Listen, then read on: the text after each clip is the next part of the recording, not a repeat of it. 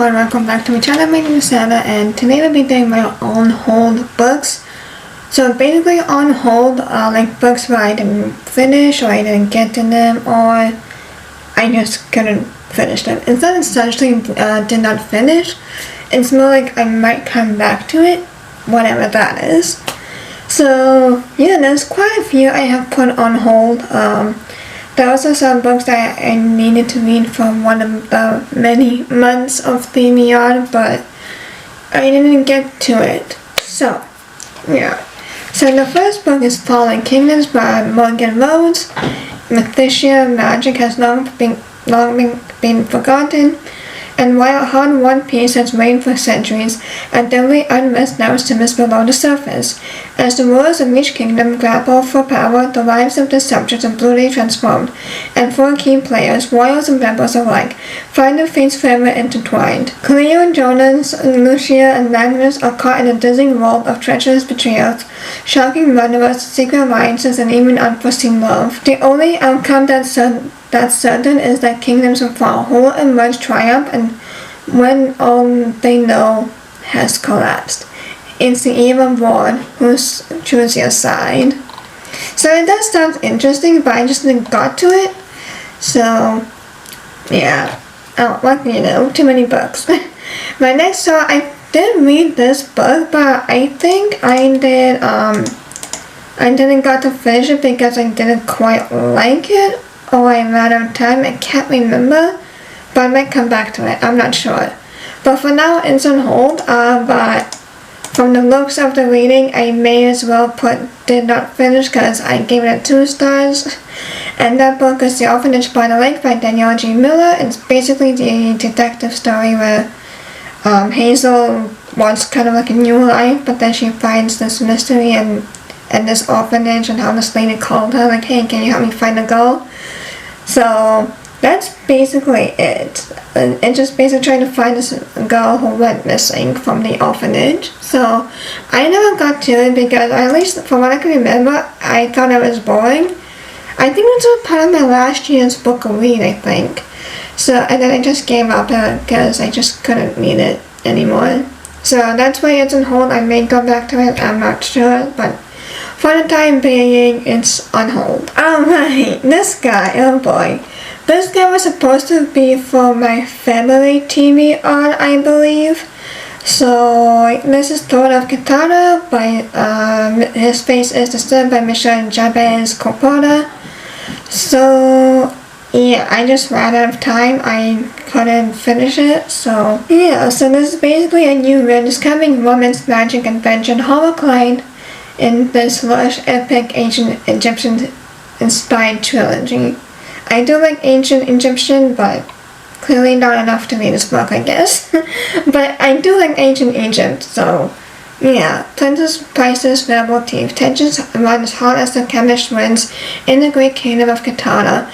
Rumors of the pharaoh's mysterious illness abound, and with them murmurs of rebellion grow. Meanwhile, in the quiet desert of forgotten oracle begins to unfold, setting a dark prophecy into action and drawing together 4 strangers. Princess City lives in the abundance of the palace, and in the moment of passion she unmasks a betrayal that will put her life and entire world of court in grave danger. A priestess in training now strives to understand her intense missions from the gods, except this is not the only magic at play in the grand temple. As the farmer's daughter Ray knows how much the pharaoh's men have taken from her land, her people, still, who will step forward to confront the king? Canaan was raised among the pyramids of the Red Lands and survives on the wealth of the dead as a tomb robber. But amid the spoils, an ancient evil awakens. Bloodshed is coming, only together do these 4 have the potential to save the kingdom from destruction. But when the dust has settled, who is still on the throne of Katana? So it really sounds interesting, but I just got the time to read it. So hopefully I can still read it whenever that is. I might have to read from the beginning because I might have forgotten what happened. But yeah. So my next book is A Botanical Daughter by Noah Medlock. It is an unusual thing to live in a botanical garden, but Simone and Greg got an unusual pair of gentlemen hidden away in the glass sanctuary from the disciplinary tale of Victorian London. They are free to follow their own interests without interference. For Simone, this means long hours in the dark basement workshop, working his taxing chemical art. Gregor's business is exotic plants, lucrative for harmless wealth, until his latest acquisition from a strange fungus which shows signs of intellectual beyond any plant he's seen. He inspires him to attempt to master a true intelligent life from plant matter. So again, I think I ran out of time because I think this was on audiobook, so I just ran out of time to finish it. So yeah, but I don't know if I'm gonna come back to it. My next book is Voyage of the Dab by Francis Wright. For thousands of years, Concordia has maintained peace between its provinces. To mark this incredible feat, the Emperor's ship embarks upon a 12-day voyage to the secret Goddess's Mountain. Aboard are the 12 heirs of the provinces of Concordia, each graced with a unique and secret magical ability known as a blessing. All except one, Ganymede Pisetto, class clown slacker and all-around disappointment. When a beloved heir is murdered, evidence is suspect, stuck at sea, surrounded by powerful people, and without a blessing to protect him, Ganymedes' odds of survival are slim. But as the bodies pile higher, Ganymedes must become the hero he was not born to be. Can he unmask the killer the secret blessing before his bloody crusade reaches the shore of Concordia? Or will the Empire as you know it fall? Yeah, I just ran out of time. Like, a lot of these books I ran out of time, and a lot of these are also, I have been in a reading slump, so I just didn't bother finishing them. But yeah, I might change that, so we will see. My next book is Looking Glasser by Katrina Ward.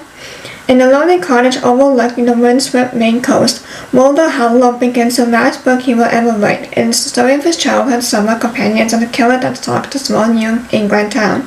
Of the body they found, and the horror of the discovery echoing down the decades, and of Sky, Wilder's one-time best friend, who stole his unfinished memoir and turned it into a lyric best-selling novel Looking Glass Sound. But as Wilder's series writes the lines between memory and fiction blur, he fears losing his grip on reality when he finds notes hidden around the cottage, written in Sky's signature green ink. So yeah, I think this book was also, like, I did read this book, but I think I stopped it because I just couldn't finish it anymore, and while it sounds interesting, it actually has a good plot, I just couldn't finish it. So I might actually mark this off as did not finish instead, because I remember like it was being so slow. I just want nothing to do with it anymore. So I might did not finish it. So we will see. My next book is A Step Past Darkness by Vera Kurian. 6 classmates one terrifying night and murder were 20 years in the making. The stunning sinister on the surface of idyllic suburban town in Wesley Falls, and it's not just the embedded coal mine that lies beneath it. The summer of 1995 kicks off with a party in the mine with 6 high school students, when there's a horrifying crime that changes the course of their lives. So, yeah, again, I just didn't want to finish this anymore, so I just stopped reading it. My next book is At the End of Vivid Nights by Michelle Kowicki. Before he can be reborn, Zan has spent 499 years bound in a 500-year curse to process souls from the monstrous ferryman, and if he fails, he dies. In Portland, Bastian is grieving. He survived a car accident that took his mother and the post-purchased a crumbling bookstore with the life insurance money. But enslaved death marks keep dragging Bastian into Zan's office. He is trying to be a plumber to lock his soul and forget he ever existed. But when Zan follows Bastian through his memories of grief and hope, Zan realizes that he is not ready for Bastian to die. The boys borrow time hiding in the memories of the dead while the ferryman haunts them, and Zan must decide if he's willing to give up his chance at life to save Bastian, and Bastian must decide if he's willing to keep living if it means losing Zan. And I remember this book being so heavy. I think I stopped reading it for a while because it was just so heavy. And I did not like the characters at all. I thought they were like so annoying and just being really gross to each other for whatever reason. I don't know why. Like, they were just so, I didn't like how they were doing that. So yeah, so I just kind of gave up on this book and I put it on hold. But I might actually put this book to did not finish. So yeah, so let's get on to the next one. So this one was actually recent. I did say I want to read it off camera, but then the house moving happened and I just never got a chance to read it, and it was also a library book, so I also ran out of time as well. But this is Medea by Irish Queen, discovered the full story of the Star's Medea, one of the most reviled and maligned women of Greek antiquity. It is proposed of an evocative debut in the tradition of Circe, Electra, and Stoneblind. So, this was part of my last month's, no, this was a reading vlog, I believe, that I wanted to read, but I just ran out of time at the library, and plus the whole moving as well, so I couldn't get to it. My next one, oh my gosh. So, I remember doing this for a challenge, and then after the challenge, I actually gave up reading it because I just couldn't handle it anymore. And that is Remembrance of Things Past, Volume 1, Swan's Wing, and With the Budding Grove by Marcel Proust. So, I remember reading this as a reading challenge that I did in the videos. So I just gave up. It was just not my forte, and I'm like, no, I can't do this anymore. It was just too slow. And yeah, Marcel, he likes to write a lot, and I feel like there were some things in there that just weren't necessary, and it kind of brought down the story. And it's like, okay, I'm done reading this book. So yeah, this book would never start a library again. Like, I just cannot finish it at all. And the text, oh my gosh, why is the text so little? I kind of had to squint as to what they were reading. I do have glasses. I probably shouldn't be putting them on, but they're like only for my reading glasses, so, you know, again, I should be putting them on. But they were so tiny. I'm like, oh my gosh, I can read this. So yeah, this book is for the history, quite real, quite literally. And my next one was also part of a challenge I did in my video. I think it was like reading as an Ivy student or something like that. And I gave up because I kept arguing with him. There were some things I didn't quite agree with what he was saying. And this is Plato's Dialogues number 4, The Republic by Plato and Desmond Lee. So yeah, I know it's number 4, I probably should have started with number 1. I just wanted to have a taste of what an Ivy student actually reads in journalism class, and this came up as, well, you know, from what I researched. I've never taken journalism, so I don't know what kind of books. Like, I knew most of them would probably would be classical books, but yeah, Plato is also for the history for me, so goodbye. Okay, now my other book is The Book That Wouldn't Burn by Mark Lawrence. All books, no matter the binding, will fall to dust. The stories they carry may last longer. They might outlive the paper, the library, even the language in which they were first written.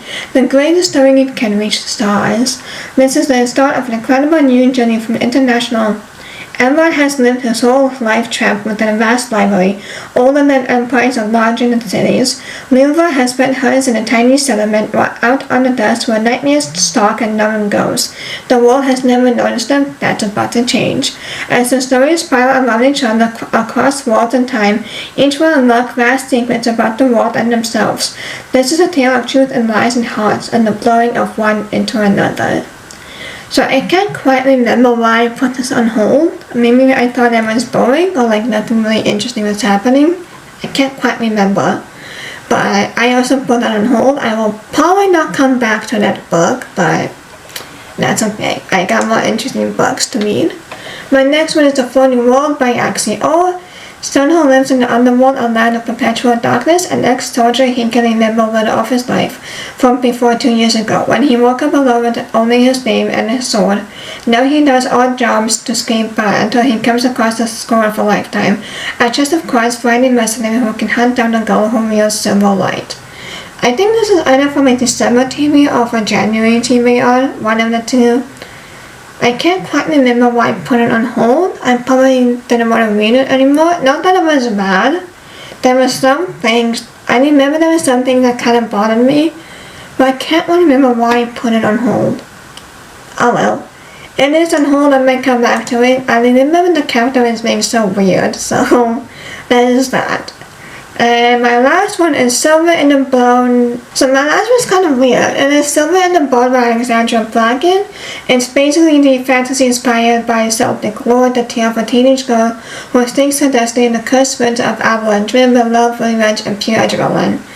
So this is like a reimagined of Camelot and King Arthur, but I feel like I finished this book as an audio version. I think I tried reading it as a physical and I couldn't really do it, and then I think I just switched it over to audiobook. Guys, I did finish it and I gave it a 4 stars. Okay, I guess it was good. Like, these books have been so long ago. Why did I read this? On 2 years ago. Okay, so maybe not that long ago, but yeah, so I guess I did read this, but I think I read it as an audiobook. So, yeah. But anyways, those are all my books on hold. Let me know if you have any on hold books. And please like, comment, subscribe so you know if I ever time I post. I will see you on the next one. Bye!